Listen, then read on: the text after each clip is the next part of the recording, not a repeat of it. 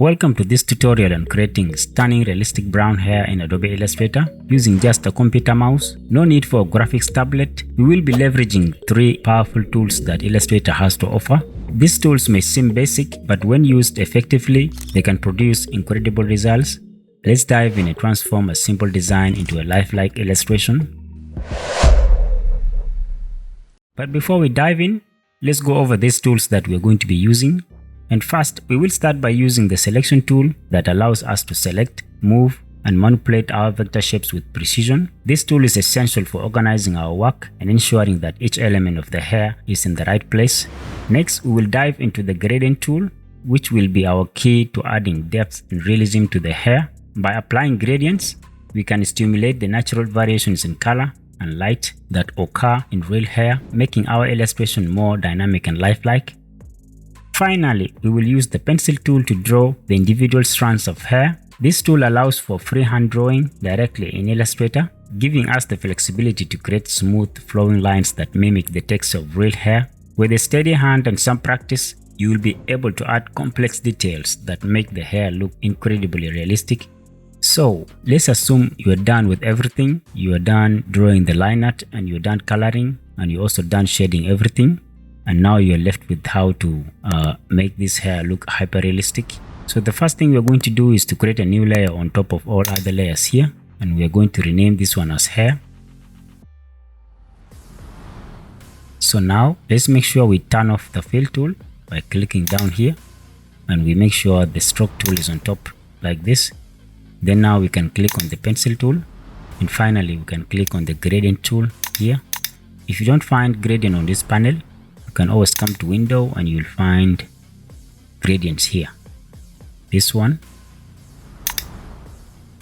Okay, so now click on this gradient slider like this. These circular points here, they are called gradient stops. Make sure these two are of the same color as the hair.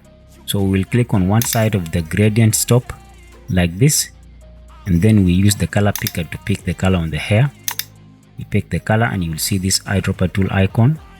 You pick the color on the hair and you'll see this side become brown like the hair itself.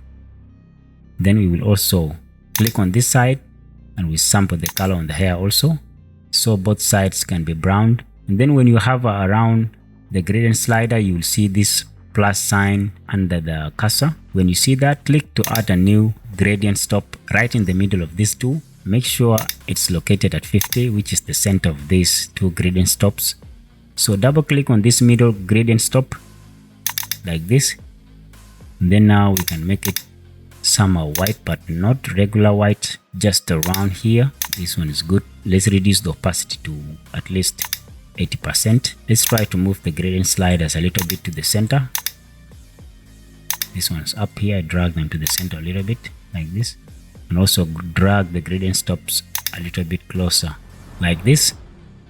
Now let's try to draw with the pencil tool and see how this one can look like if we draw it. But this one is white, we need to change it. I needed something brown actually. We're just going to be drawing in places where we see the highlights on the hair. Let me turn off the visibility of all these layers here, and we can remain with the reference photo. Let me rename it as a reference photo for easy identification. When you look at this reference photo, guys, you can see the highlights are here. These are the places where you're going to be drawing. You see, there's a hair flow here. When you look at this, there's this one here. These are the highlights where we're going to be drawing on. Here. Now that you have identified where you're going to be drawing your highlights, you can now bring back the visibility of all other layers. We can turn off these other layers except the hair layer and the reference photo, so we can draw directly on the reference photo here. Click on the hair layer and then let's draw. We will start here.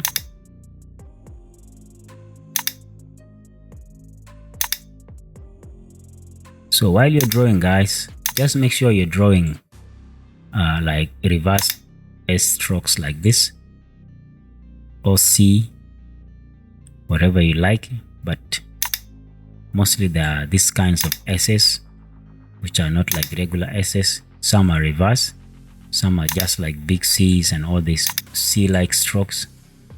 big C-like strokes.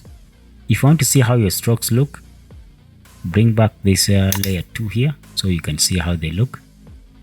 This is nice. Then turn it off again and continue drawing.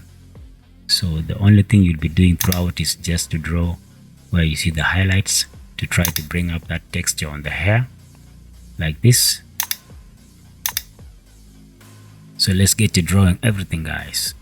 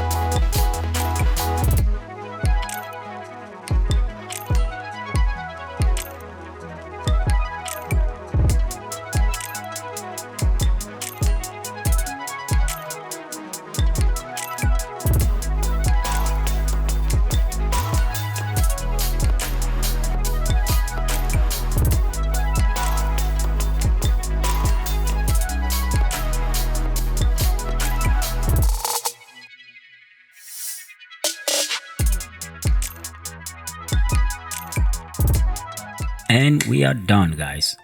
You can see how realistic it came out. If you try to zoom out like this, you can't really tell that it's not real hair. But when you zoom in, for those who do vector graphics, you can identify that this one's are strokes. But when you zoom out, it's really hard to tell, guys. So if you had issues following along, please let me know in the comment section below so I can address your issue in the next tutorial. If you want to learn more on this, please check out other videos on the channel. I have plenty of them for different kinds of hair. And if you're a beginner and you want to know how to draw some industry standard vector art, please check out also the other videos on the channel. I have plenty of step-by-step tutorials that you can learn from the beginners level to intermediate. Everything is in the channel, guys. So make sure you subscribe so you don't miss out any update on my future videos. So as always, thank you guys for watching, and I'll see you all in the next video. Peace.